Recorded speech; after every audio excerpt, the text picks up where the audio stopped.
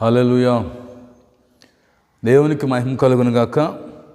ఏలియా తర్వాత 2 పాల ఆత్మ ఎలీషా పొందుకున్నాడు. ఎలీషా తర్వాత గెహాజీ 2 పాల ఆత్మ చేత నింపబడాలి.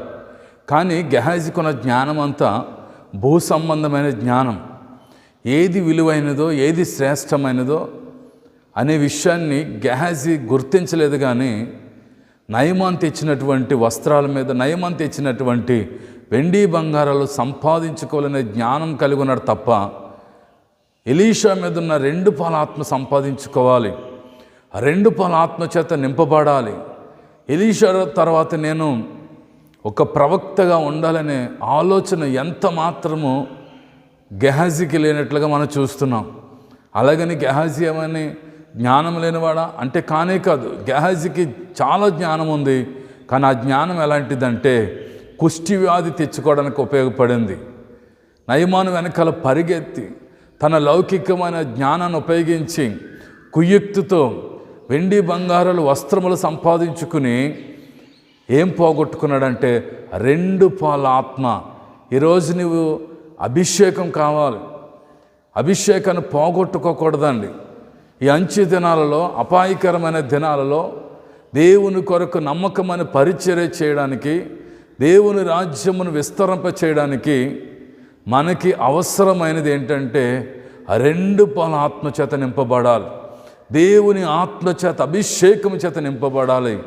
కాబట్టి ఈరోజు మనము గెహాజీ వలె భూ సంబంధమైన వాటిని సంపాదించుకోవడానికి ప్రవక్త దగ్గరికి వెళ్తున్నామేమో, భూ సంబంధమైన వాటిని సంపాదించుకోవడానికి దేవుని మందిరానికి వెళ్తున్నావేమో, భూ సంబంధమైన వాటిని సంపాదించుకోవడానికి యేసయ్య పాదాలు పట్టుకుని బ్రతిమలాడుతున్నావేమో, భూ సంబంధమైనవి సంపాదించుకోవడానికి యేసుక్రీస్తు నామాన్ని వాడుకుంటున్నావేమో.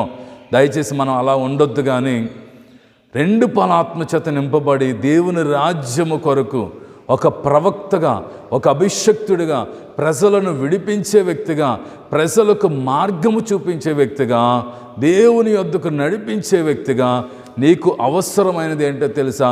2 పాల ఆత్మ చేత నింపబడాలి. కాబట్టి దేవుని అడ్డు పెట్టుకొని, దేవుని నామాన్ని అడ్డు పెట్టుకుని మనము ఒకవేళ గెహాజీ వలె వెండి బంగారాలు సంపాదించుకుంటూ నేను దీవించబడ్డానని నువ్వు అనుకుంటే ఖచ్చితంగా నువ్వు మోసపోయినట్లే. గెహాజీ కూడా అలా అనుకున్నాడండి. కానీ గెహాజీ ఏం సంపాదించుకున్నాడు తెలుసా? 2 పాల ఆత్మ పోగొట్టుకుని నయమాను మీద ఉన్న కుష్టి వ్యాధిని పొందుకున్నాడు. ప్రవక్త దగ్గర నుంచి బయటికి వెళ్ళిపోయాడు.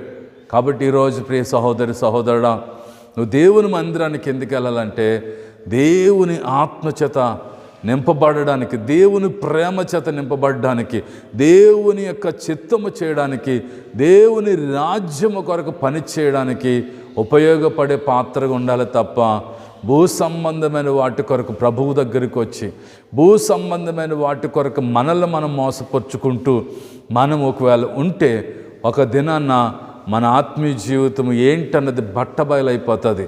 గెహాజీ హృదయంలో ఉన్నదంతా కూడా ఒక రోజు ఆయన దేహంలో చూశారు ప్రజలందరూ.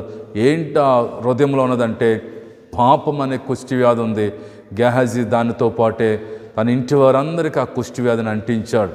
కాబట్టి ప్రియ సహోదరి సహోదరుడా, నీవు నేను మనము ప్రభు రాకడకు 2 అభిషేకించబడి 2 పాల ఆత్మతో నింపబడి దేవుని రాజ్యము కొరకు